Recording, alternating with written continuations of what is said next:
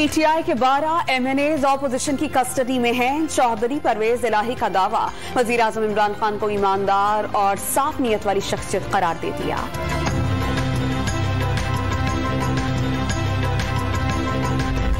तहरीके अदम एतमाद के शोर में ऑपोजिशन लीडर की माइनस पीटीआई, कौमी हुकूमत की तजवीज़।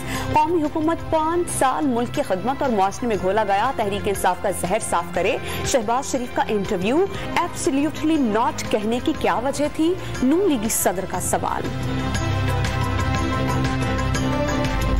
शहबाज शरीफ की तजवीज़ मावराए आइन और आर्टिकल 6 की खिलाफ वर्जी। पीटीआई मुल्क की मकबूल तरीन जमात, वज़ीर इत्तलात ने ऑपोजिशन लीडर का बयान तहरीके अदम एतमाद में नाकामी की वजह करार दे दिया।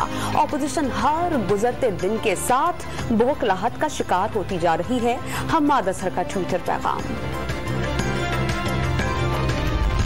सिंध के अवाम के पैसे से एमएनएस खरीदने की कोशिश की जा रही है। सिंध हाउस में 20-20 करोड़ की बोलियां लग रही हैं। वजीर आजम इमरान खान का दावा, क्या हॉर्स ट्रेडिंग की आइन में इजाजत है?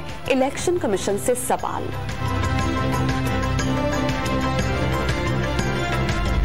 वज़ीर आला बलोचिस्तान के इस्लामाबाद में अहम सियासी रवाबित अब्दुल कुद्दूस बिसिंजोगी अरकान असेंबली के हमराह पार्लियामेंटोलॉजिस्ट अहमद, जेयूआई के रुकन असेंबली अब्दुल वासित से तवील मुलाकात, राबते कायम रखने पर इत्तेफाक।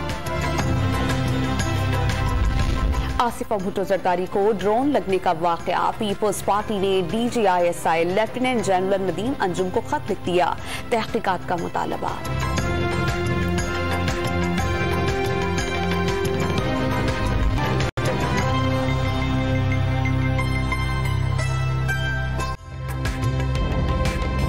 ताज़ा तरीन वीडियोस के लिए हमारा YouTube चैनल सब्सक्राइब करके बेल आइकन प्रेस कीजिए ताकि आपको मिले हर अपडेट सबसे पहले।